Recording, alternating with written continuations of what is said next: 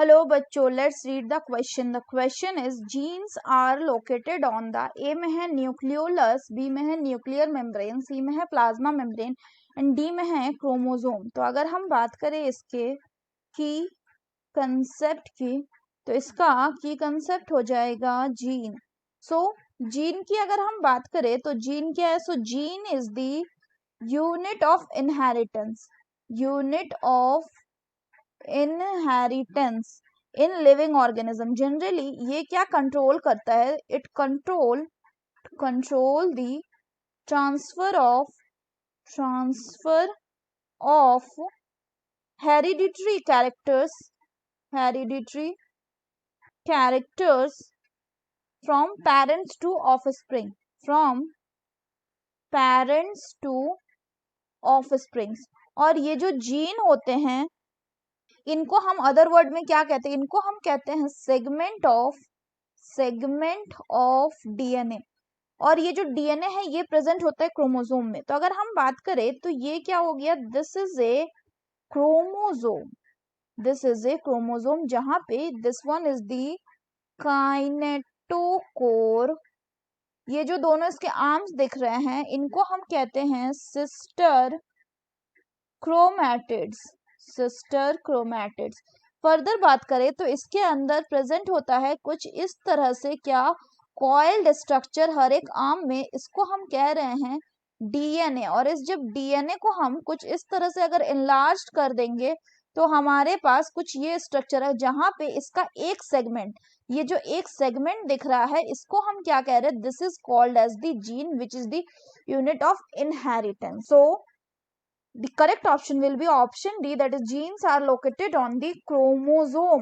Further बात करें nucleolus, nuclear membrane and plasma membrane की, तो हमें पता है कि जो यूकैरियोटिक सेल होता है उस यूकैरियोटिक सेल का डायग्राम कुछ ऐसे होता है, जहां पे ये मान लीजिए कोई एक सेल है, इसके अंदर प्रेजेंट होता है एक न्यूक्लियस. तो जो न्यूक्लियस होता है बच्चों, वो न्यूक्लियस हम तो स्फेरिकल बना देते हैं, लेकिन वो न्यूक्लियस आपका कुछ इस तरह के स्ट्रक्चर के फॉर्म में प्रेजेंट होता है. यानी अगर हम फर्दर बात करें तो न्यूक्लियस में भी प्रेजेंट होता है क्या? आपका न्यूक्लियर मेम्ब्रेन.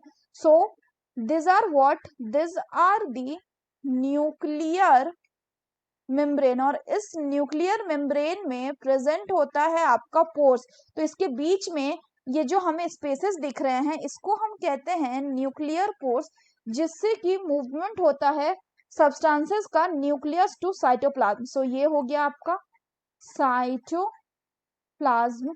यहाँ पे हम और फर्दर बात करें तो न्यूक्लियस के अंदर ही एक हाईली कंसंट्रेटेड स्फेरिकल एरिया होता है. उसको हम क्या कहते हैं? उसको हम कहते हैं न्यूक्लियोलस में जनरली राइबोसोमल आरएनए का क्या होता है? सिंथेसिस होता है. सो ये भी हमें पता चल गया कि न्यूक्लियोलस क्या होता है, nuclear membrane.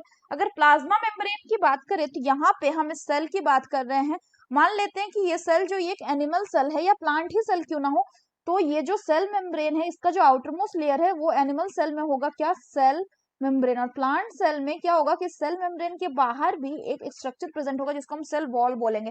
Cell membrane generally कैसा होता है? सो आपका जो सेल मेम्ब्रेन होता है ये जनरली आपका सिलेक्टिवली परमिएबल मेम्ब्रेन होता है.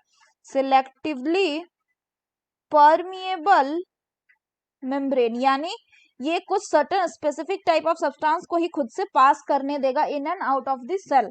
और ये बना हुआ किसका होता है? So this cell membrane is made up of phospholipid bilayer. इसमें यानी फॉस्फोलिपिड का 2 लेयर होता है जिसमें कि आपका प्रोटीन्स जो होते हैं वो एम्बेडेड होते हैं. सो अगर हम क्वेश्चन की बात करें तो यहाँ तो हमने देख लिया कि जीन्स कहाँ पे लोकेटेड होता है? क्रोमोसोम में. So that's all for the question बच्चों. Hope you understood it well. Best of luck.